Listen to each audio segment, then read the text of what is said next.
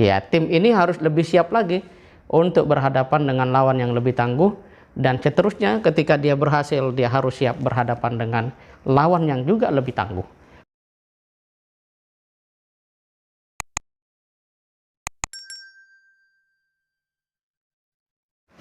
Assalamualaikum warahmatullahi wabarakatuh.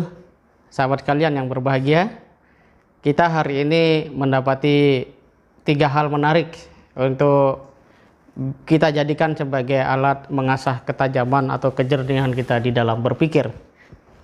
Yang pertama dari arena sepak bola, yaitu Piala Euro 2020, di mana ada regulasi baru bahwa walaupun sebuah timnas itu dalam klasemennya fase penyisihan ada di nomor 3, sekarang ada kriteria baru nomor 3 terbaik. Dan itu ternyata berhasil diraih oleh Portugal sehingga dia selamat dan bisa melanjutkan ke babak berikutnya.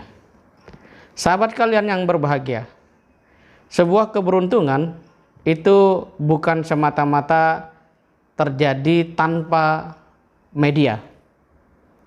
Portugal tentu saja punya mentalitas, dan karena itu sosok Ronaldo menjadi sebuah penguat dari tim yang nama lainnya tidak begitu dikenal dan yang paling populer dan paling bagus dari sisi permainan juga kelincahan di dalam pergerakan, itu adalah Cristiano Ronaldo. Dengan kata lain, berusahalah untuk terus melakukan apa yang mungkin kita jadikan sebagai wahana mempertajam segala sisi yang kita miliki, mulai dari kecerdasan berpikir, keluasan di dalam komunikasi, termasuk di dalamnya adalah kepandaian di dalam bernegosiasi, bahkan menjual sebuah produk. Karena kita tidak tahu kapan keberuntungan itu akan ada, atau bahkan mungkin keberuntungan itu hadir bersama sebuah perubahan regulasi yang lebih baik. Portugal berhasil hadir di ruang di mana perubahan regulasi terjadi dan mereka tetap bisa melenggang. Walaupun sebuah keberhasilan tidak boleh menjadikan kita berpuas diri. Tentu saja kalau kita berkaca pada Portugal itu, ya tim ini harus lebih siap lagi untuk berhadapan dengan lawan yang lebih tangguh, dan seterusnya ketika dia berhasil, dia harus siap berhadapan dengan lawan yang juga lebih tangguh. Dalam kehidupan kita juga sama. Kalau kita berhasil memecahkan satu masalah, jangan pernah puas, jangan cerita masa lalu karena itu tradisi orang yang tidak lagi muda, tetapi siapkan diri untuk menghadapi tantangan berikutnya. Kalau kata Quran, fa idza faragta fansab. Kalau sudah selesai urusan, segera selesaikan urusan yang lain. Nah, ini satu yang menarik di media hari ini. Yang kedua adalah divonisnya Habib Rizik 4 tahun penjara, dan langsung Habib Rizik melakukan banding atas vonis tersebut.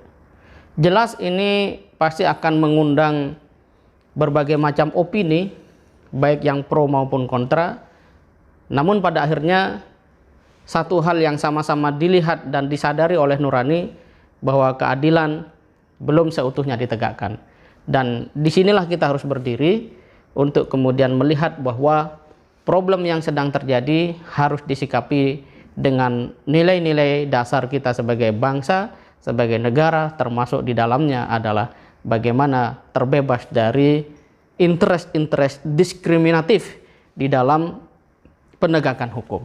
Dan ini tentu saja semua pihak sudah menyadari, dan seandainya ada mahkamah ilahiyah di dunia, tentu saja sebuah persekongkolan jahat tidak akan pernah terjadi. Namun karena hari ini memang semua itu diberikan kebebasan oleh Allah untuk berbuat ya apa yang disukai, maka kelaklah keadilan akan terbuka jika di dunia tidak bisa dilangsungkan.